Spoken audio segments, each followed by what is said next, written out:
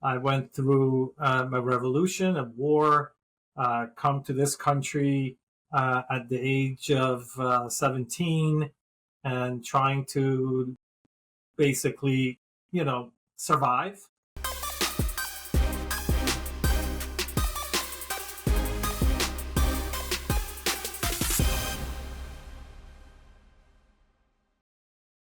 I could not be more excited to be with Dr. Bob D.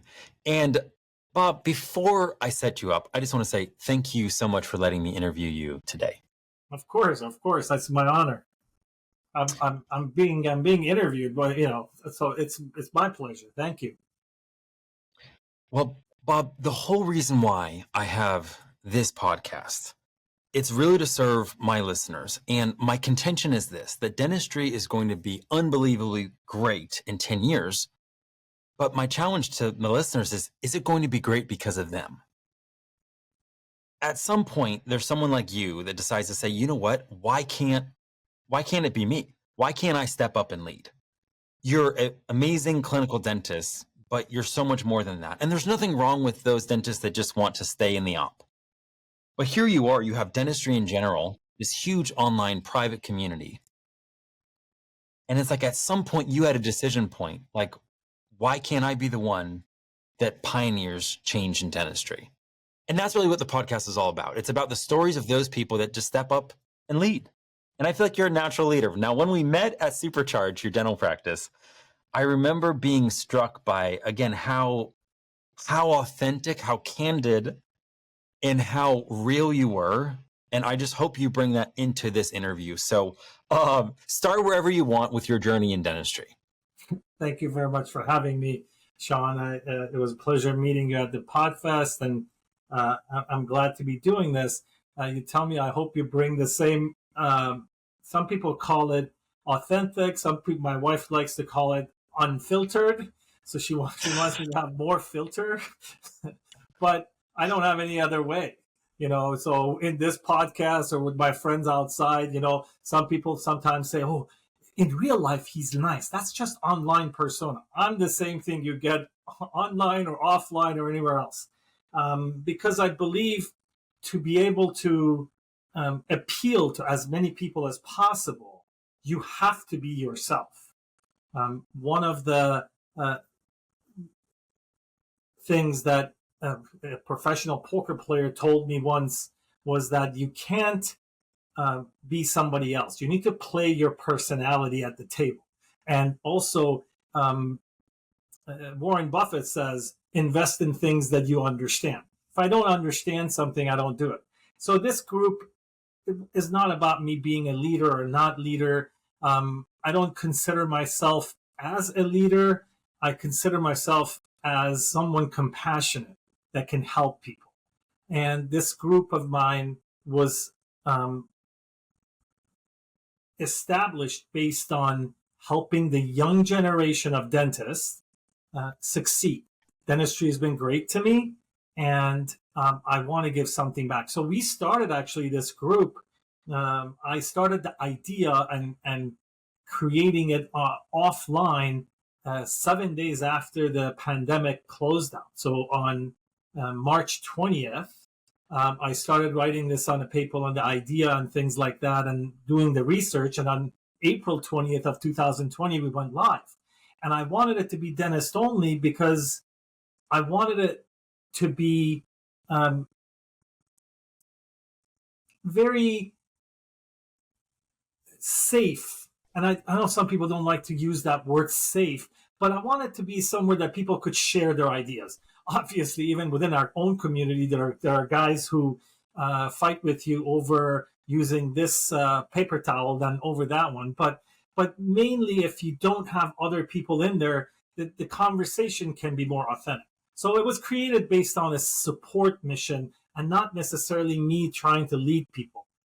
Now, we can get into it a little bit later that it has morphed into something else after the pandemic, but that was basically my mission to help the younger generation. Okay, so I love what you say, because if you track almost any amazing breakthrough or any pioneer and you ask about the genesis of their idea or their breakthrough or their sense of leadership, it's always missional first. It's always there's a need, and I'm wanting to step up and occupy that, contrasting that to the people that want impact, have ego as their primary thing, and are trying to lead and pioneer impact. And it's like you don't become a leader by trying to lead, you become a leader by serving. And that's exactly what you did. So I think that's massively profound, Bob. But before we kind of touch more on that, I want to circle back. You said something about how this is just who you are, professionally, personally, unfiltered, raw, uncut, Bob. And I'm curious if that was something that you identified early on, or how early, because what I see is so many times people are really good at modeling based off, as you're growing, you model from your parents, and you model from role models and mentors. And it seemed like maybe you found your voice, maybe even your backbone early on. When do you think that emerged? I mean, my background could be a book, right? We're immigrants. I went through a revolution, a war, come to this country at the age of 17, and trying to basically, survive, and then try to go to college, try to work full time, so, the same story as most immigrants have, right? I mean, we've had a couple of other twists here and there, the earthquake in San Francisco destroying our business again, and the pandemic, and then 9/11, and all of these things have formed the resiliency for not just me, for most immigrants, and for most people who've gone through a lot of these things, right? So, do I have a point in my history that say, oh, that was it? I have to say, going through a revolution at the age of 14 and seeing what's happening in the old country was eye-opening. So that's basically, I think, what created my personality of not conforming and standing up to bullies and standing up to what you think is wrong for someone to do for the profession. And that's where I want to kind of segue into my activities with organized dentistry, and creating this coalition of advocacy that we are trying to influence how organized dentistry is acting on our behalf. The fact that you mentioned the nonconformist, I love that, because it's like, in some ways, you almost, I don't want to say you assumed it, but difficulty and challenge doesn't have to make us. It can break us. And I know a lot of individuals, and maybe to your point, not immigrants, maybe entitled Americans can play the victim card of how difficult life can be. And maybe those that showed up with an appreciation and just a gratitude for opportunity, found a way to just lay hold of it and not complain, and just find a way to see the positives. Because I see that. And just to let you know, when I met you, like I said, at Lens event, there was a certain security I got instantly when I was like, wow, Bob's just going to say it how it is. I trust that. I feel safe around that, because if there's something you don't like, you're going to tell me. It's the people that tiptoe. It's the people that, I don't know, you can call it kind, but I don't know how they sit with me, because maybe they're going to say one thing to my face and then one thing the second I leave. So Yeah, I really appreciate your uncensored, you're very aligned to who you are. And I think that's a gift. yeah, I appreciate you saying that, but I want to make sure I point this out, that being kind is also something that was taught to me by my friend Paul Goodman, because I'm kind in person, but online we can be unkind to each other, and I'm guilty of it for many years, right? Because you don't understand that what you're putting down online or on a podcast or something can affect people. So although I'm unfiltered, I've always tried to make sure they know I'm coming from the position of trying to support them. I'm not going to beat around the bush and tell people, oh, you're just okay. I don't believe in participation trophies, but I also am going to support you if you are struggling. I am going to support you if you have a question. Those are the things that I believe people look at our group and associate that to the principles of how I run this group, is that you cannot tear somebody up. You have to be supportive, but also be real, and don't just support someone without knowing your stuff, basically. Well, I think the great thing about even what we were saying about people being more comfortable modeling at first is that thankfully, at least you're getting to model, hey, guys, take it for what it is. I'm here to support you guys, but I'm going to show up how I am. And I believe you probably give that kind of permission and have created that culture in your group. And that's why I think it's known and it's so influential. And that's why even before this, we started hitting record, you couldn't help, Bob, but share in the most generous way, a generosity of spirit to me about what I'm doing, because you're not, again, like you're not pulling punches. You want me to succeed, so you couldn't help but sharing that. I interview a lot of people. That's not something I see that's common to people. So I don't know if you recognize that it's like kind of a unique capability you have. But I just want to honor that. Like it really is, it's special. And I think that's why your private community is as influential as it is. I really appreciate you saying that. I don't want to take too much credit for that because I believe there are a lot of people who do that. I can't really recognize that because that's all I know, right? I can't really do anything else. But I also believe that it resonates with people. And that's why people trust me on certain things. So a good friend of mine, Chuck Blakeman, was sharing these two concepts that really just kind of revolutionized so much of my understanding of business. And they're two words that are not very well known. One is conation and the other is velleity. And he was saying how he discovered them was pretty interesting. But conation is the idea. The slang kind of definition is, I want something so badly. The evidence of me wanting something is I'm already doing something about it. I'm in movement. If I want to go to Dallas, you know I want to go to Dallas because I'm already in my car driving with a map set on Dallas.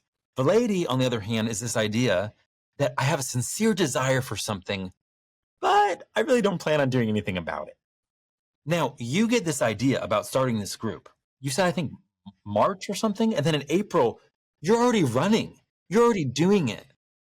And between the lines of what we're saying, I'm always hoping that my audience picks up like, there's no better time than now to pursue whatever dream is on their heart, whatever problem that they're seeing, wherever they think they can step up and provide value. You don't need to be qualified. Like, did you ever encounter as you were starting this any sense of imposter syndrome or like, hey, Bob, why do you think you're qualified to do this? Or why is this the right time? Did you ever have a moment of that? Or were you just kind of so focused on the value that it was easy for you? I have, and I talk about this a lot, is that maybe I got lucky. Maybe the pandemic created such an environment that there was a need for a group like mine, right? And there were a lot of groups, and there's still a lot of Facebook groups out there and a lot of community. I believe what you're saying is very accurate, as it is a litmus test that I have to run at all times. Am I qualified to do this? And if I forget about that part, it's when I get a big head, right? I have to be grounded, and that is always in the back of my mind with whatever I do. We are creating this advocacy coalition that hopefully will change dentists' lives for the better for years to come.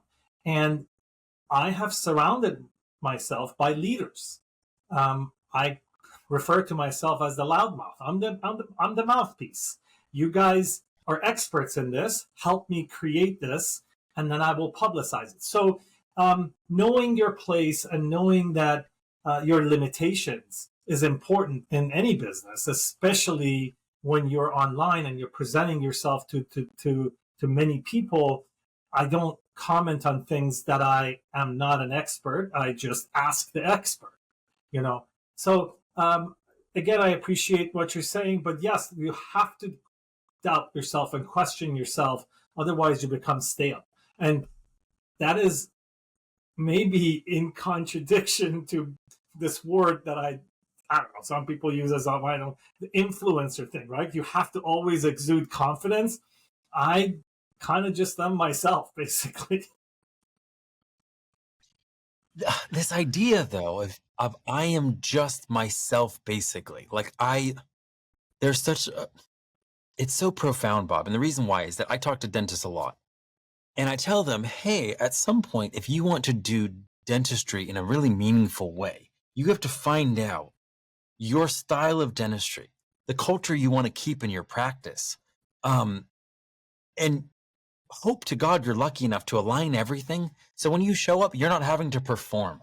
You're not having to put on the smile, fake it with your team, fake it with your patients. But hopefully, because you have the courage to just be yourself, you're going to attract team members that accept you and are on board with what you're doing. And you're going to attract patients that get you. And then you don't have to keep faking it. No wonder why there's so much burnout in dentistry, because everyone's trying to be that version of the dentist that they saw, that they think that's what success looks like. You know, Gordon Christensen, that's the way you're successful. And somehow it seems like you got liberated from that fantasy early on. And you've just had that courage to be like, look, I'm Bob D. This is how I am, and I'm going to be great, and I'm going to temper it with humility, but I'm not going to fake it. And I think, again, from my perspective, interviewing a lot of different people, that to me doesn't always, it's not something people arrive at and aren't quite as rooted in that as you are. So sorry if I'm beating the horse dead. But earlier, Bob, you said something about how ideas come to you all the time.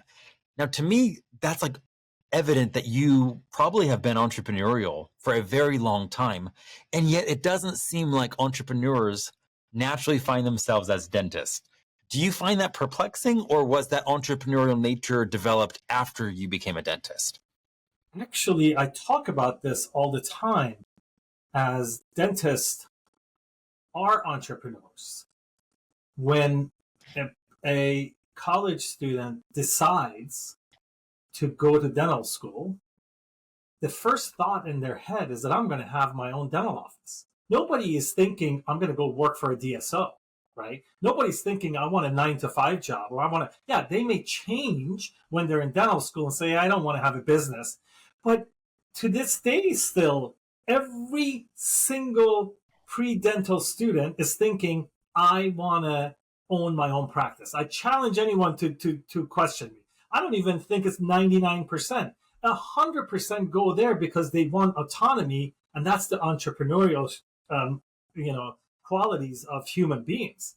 Now, they may not want it. They may not want the responsibility. You know, when you're a business owner, you are 24/7. Don't tell me you want to take 4 weeks of vacation. I know some of our colleagues brag about their $30,000 vacation that they did here and there. That's fine. But do know that you're 24/7 when you're a business owner.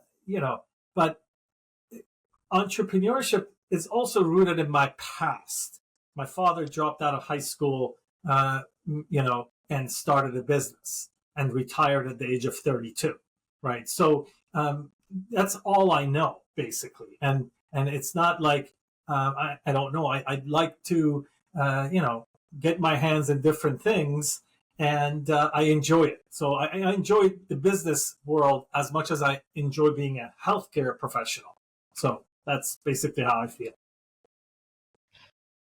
That's so cool that your dad was an entrepreneur, and that you get to, not that it's all about honor, but almost like follow in that legacy by occupying that same, I feel like our DNA is so much more advanced than science has revealed. And I even think that, like, I don't want to say soft skills, but like you got so much probably of that disposition or gifting probably from him. And the fact that you leaned into it instead of being like, Dad, I'm doing my own thing in some massive leap, some big order of magnitude where it's not even entrepreneurial. The fact that it is entrepreneurial, that is neat. And I can see, Bob, you uniquely being placed as the leader, facilitator of the group you're in. It probably gets to completely satisfy these intellectual and entrepreneurial curiosities that you have, because you're constantly hearing about new opportunities to fund this or just to help people. So I'm sure it's almost like you stumbled into something that was going to be incredibly fulfilling. Did you know it was going to be as fulfilling? Because you came into it from this place of, I want to help the next generation. Did you know it was going to be as fulfilling as it's been? Fulfilling, I mean, obviously, I started with 50 people in my area. I didn't think that we were going to grow to 7,800 dentists in a matter of 4 years. And I say 7,800 dentists, but I got to tell you, because we're so picky, let's say if weekly we accept 100 people, we have another 150 that we denied entry to my group. So I do things a little differently. I don't go based on eyeballs for a social media platform. I go based on quality and who I want to be in the group. But yes, I was surprised as how far we've gone in the 4 years that we've been doing this. But I did not have any doubt that this was going to succeed once I committed to it. So that commitment took a little bit to see, hey, what do we have here? It was an unknown territory for me, but it is a lesson for people to remember that. I always say this: if you can do a root canal, you can do anything, right? If you learn how to do a root canal, all the steps, all the little detailed work that you're doing, you can do everything. It's just that you have to commit yourself, and a lot of people don't want to commit themselves. If you can graduate dental school, you can do anything. Right. It's like, from what I've heard, it's a pretty high bar, and it sifts out some of the smartest people because it's difficult. And yet I also heard from my friend Eric Roman, dentistry is so great because it gives you the freedom to pioneer if you want to, because at the end of the day, if something you're trying doesn't work as a side hustle, you are still a dentist. You still have value with your hands. You always have something you can fall back on. And I think that's really interesting when it comes to giving someone permission to follow the dream of their heart. You don't have to risk your dentistry. You don't have to stop being clinical. Did you ever find it at odds, the clinical, maybe more scientific mindset of maybe being a little bit more cautious, limiting liability in a patient's mouth, versus the entrepreneurial mindset of iterate, fall forward, fail fast, explore, where risk is a totally different relationship you have with risk than you would in someone's mouth? Did you ever struggle with those two caps, or have you found a way to find harmony with them? Good question. My plan for my platform, which I call, because I want it to be a platform for dentists to communicate with each other. That's the mission, right? That's if you connect, you get rid of those burnout things that you talked about, as isolation. You can help each other. That plan was set in that 1 month that I took away to figure out what I wanted. So the framework has always been there, and I just followed it, meaning that I don't want toxic dentists in my group. I've seen them ruin many, many platforms. Now, why do they do that? My friend Paul Goodman and I talk about this all the time. It takes a lot of injury for you to be able to injure someone else. So these are hurt people that come out there trying to hurt others. I feel compassionate towards them, but I'm not going to let them ruin my platform by doing certain things. And there's some that have changed over time, but I had a plan, and I've stuck to it. Like sponsors of my group, I have said no to companies even though they offer me money. I don't want something in my group that I can't buy for myself as a dentist. So those were the things that I set up, and not necessarily anything wrong with anybody else doing anything else. It's just that I'm not as charismatic as other influencers that I can sell something. I got to be able to say, I'm using it. You like it, you like it. You don't, you don't. So that's basically my whole plan about this has been.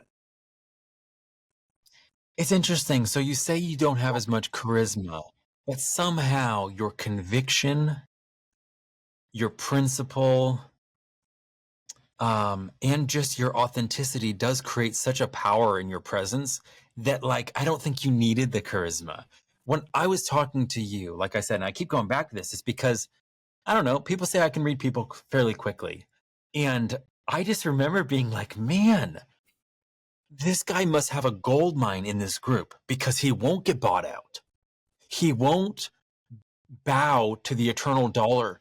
Even when it comes to membership, I understood a lot of the members in Facebook groups that are huge are international, overseas people that really aren't contributing to our community in dentistry. And yet people accept them all the time just to pad their numbers. And here you are, almost like Chick-fil-A being like, nope, we're closed on Sunday. And I don't know, it just takes courage. I just think it's great. I love people that have the courage to be who they are and to follow whatever conviction and whatever gumption is in their heart to go for it. And I feel like that's what you're doing. I'm super curious about what's next for you, Bob. Like, as you're looking at the next 5-10 years, is there anything that gives you that whole sense of like, I don't know, this is really big. Not to like swear, but that, oh shit, like maybe this is something that is bigger than me and gives you those types of nerves or butterflies. Is there anything you're working on like that? Yeah, two things actually. I want to get rid of what we're doing right now. These online things are driving me crazy. This prevents Shawn and I connect. I'd like to Shawn invite me to his studio so I come there and do this interview. In-person connections have been reduced by COVID. I mean, who has heard of Zoom? These conferencing online was done only by businesses. Now we meet our family on campus. So I think that hurts people. Not getting out there, going to CE courses and meeting colleagues hurts us. And I am trying to establish what we call Digapalooza, which is a one time a year. Hopefully we can increase it if it's successful. If it's not successful, I'm going to bow. And I told my friend Paul Goodman, Paul, I'm not like you. I can't lose money and then we're doing these kind of things. So if it doesn't work out, it'll go away. But I'm hoping that I can convince people by inviting major speakers. And I have, I can give you the details that you can share if you want. But I have some major speakers coming into Chicago October 25th and 26th to not only talk about clinical stuff, but also communication, how to talk to patients and things like that. So that's one thing that really is my passion. In other words, it's not a secret that if you record a seminar and then sell the recording, you can make a lot of money because there is no paying for the venue, paying for food, paying for valet. In my case, I have to pay for valet for my attendees. And I have said no. My symposium will never be recorded and rebroadcast. You're not there. It's done next year. Because I believe we need to get together again and we need to connect. I bought my practice because of these connections. I bought my second practice, which I combined because of these connections. And my new location was based on a dental meeting that the guy told me, oh, this place is empty, go ahead and get it. So that's important. But the other important thing is that my group in the past year and a half has taken the position that we want organized dentistry to behave this way and to advocate this way. And that has become my passion, to be the voice of non-ADA members to be heard by the American Dental Association, because they talk and the members hear, but the non-members who've been disenfranchised from organized dentistry, for whatever reason, they're not heard. And that is my passion, and that's what this advocacy coalition is all about. And hopefully we can go public in the next few days. Well, this is exactly why I have this podcast, because I love discovering when I get to talk to somebody and just find out you have an idea, you see something, and what do? Well, the only reason why, Bob, you have an event coming up in October is because you're doing something about it. I know there are listeners right now that are like, well, I could put an event together. Yeah, but you're not. Well, I could start a coalition, but you're not. And my whole point isn't to shame the people that might be timid. I've been timid.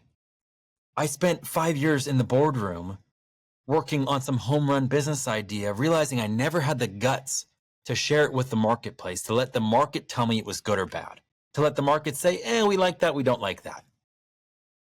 And it was just flat out because of insecurity. And I realized that I could have lived the next 20 years of my life telling myself a story of how I almost, if I would have been one of the lucky ones, I would have, or maybe I could have. And it's like, Bob, I realized right away, I'm going to have regret at the end of my life if people that know me are like, oh yeah, Shawn, he was a nice guy, but he was really timid. He played it safe. Who wants to be described as the guy that's timid and plays it safe and doesn't have the courage to follow their conviction? We have no idea what impact your event could possibly have on dentistry if you just pull punches, play it safe, and don't launch. And I'm guessing along the way, and you might have even delayed it a year or two just because of is now the right time? I mean, I don't know. Even for someone as action-oriented as you, Bob, I'm sure there were still those voices of, but Bob, you've never done an event before. How did you grapple with those? I'm just so curious. To be honest with you, again, just like the group, it was dropped in my lap, and we did it last year. And it was okay, so this would be round 2. Yes, this would be round 2. Round 1 started as a 50-person event that a friend of mine, Dr. Lincoln Harris, who's going to be lecturing again this year, told me, hey, I'm coming to Chicago from Australia. Can you put something together? Make a long story short, the 50-person event sold out in one day, and we had to keep moving it up and actually change venue, and it ended up at 170 people. So this year we decided to go even bigger and then see what happens. So yes, there are still doubts, not because I doubt myself and I doubt dentists. I doubt the progression that these live events have taken. A lot of events are being canceled. A lot of events people do not attend. There's a lot of risk in running an event. There's no risk in doing something online, right? Hey, let's reschedule, Shawn, right? But, you have to commit to these venues that charge a lot of money. You have to commit to the food. You have to commit to the speakers. You have to commit to a lot of different things. So I take a lot of risk. And some people may look at it as, this is a moneymaker. I'd probably make a lot more money if I worked in my dental office rather than doing this. So I'm doing this for bringing us together and building the brand of dentistry in general. This brand is very important to me because it's not my brand. It's the brand of the people who participate in the platform. So when people ask me to do these kind of things, Shawn, I'm very, very hesitant to do because I don't plug myself.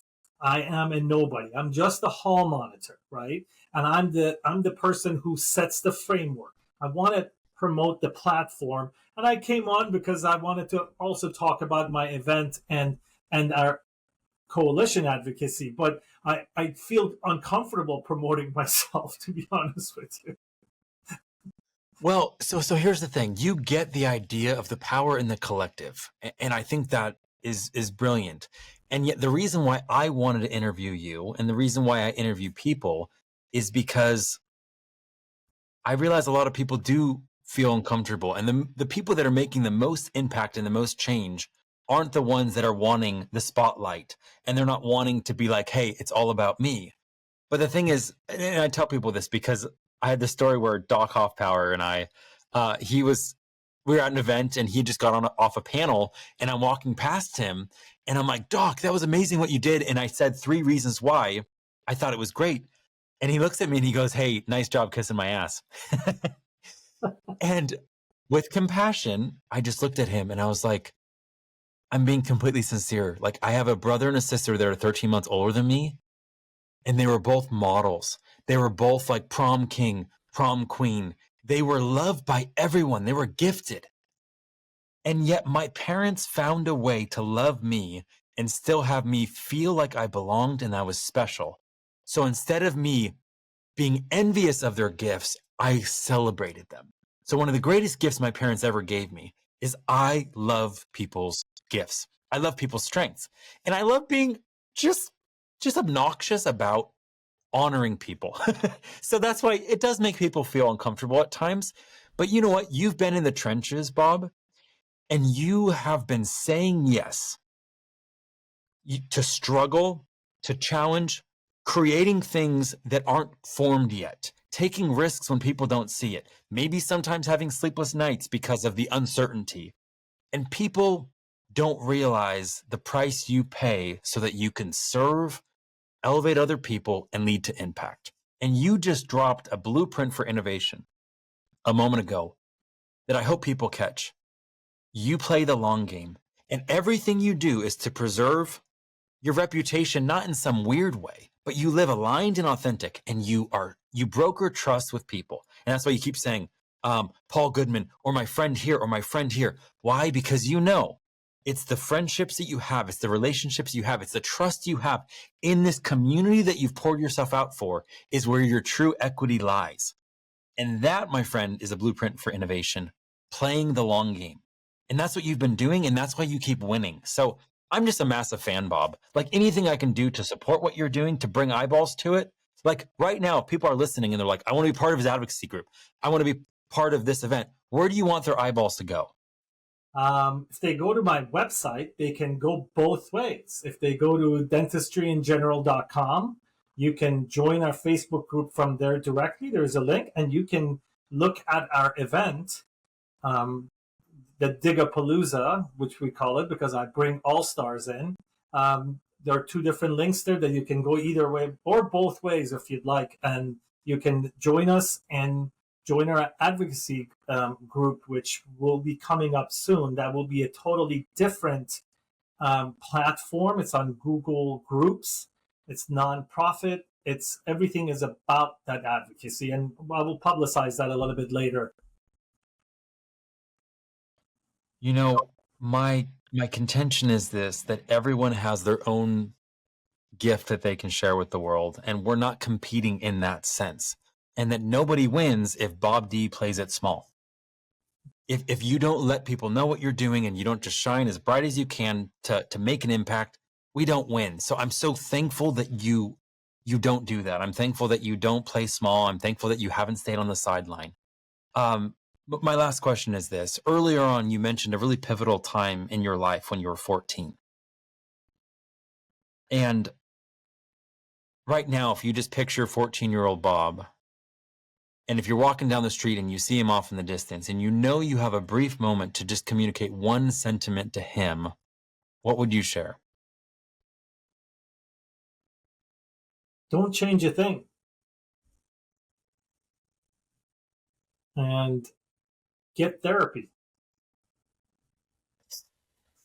I always advocate for mental coaches. You know, you want to do something well, you need to be balanced. I wasn't balanced many years ago in my life, and therapy has helped me um, be the person I imagined I wanted to be. But when you're younger, you look at things differently. I didn't believe in coaches for dental practices. Now I do 100%. There are things that if I had an open mind earlier on, I would be more successful than I am today, or actually reached where I am today a lot sooner. The trial and error was my method, and and experts can help you. And if you're isolated, if you are depressed, a therapist can help. You know, those are the only thing that I would tell my 14-year-old, that have an open mind and get therapy. I just appreciate the humility so much in what you just said. And I think that really is, at the end of the day, what it's about, Bob. It's about like speed. How quickly do we get to a place where we really are mature enough to be able to serve in the way that we're meant to serve? And before we get to that place, we talk ourselves out of it. We're our own worst enemy. We burn bridges we shouldn't because we're immature. We just don't know what we don't know to get to that place of just being capable of being whole enough to give back, to turn around and be like, look, now I know how I can serve without getting in my own way. And that's exactly what you have been doing. And I'm sure it's been a lifetime, but all I got to hear about is this recent thing you've been doing with dentistry in general. And again, I'm a fan. When I asked to interview you, I didn't do a lot of research. I know I'd met you, but I was just prepared to get on here and just go for it. And I asked you if you would just trust me and going with this. And I just appreciate you so much that you have. Like, it's been easy to honor you as someone that's innovating in our industry and doing so much to elevate dentistry. I'm just a massive fan. Bob, thank you so much for letting me interview you today. Of course. Thank you very much for having me.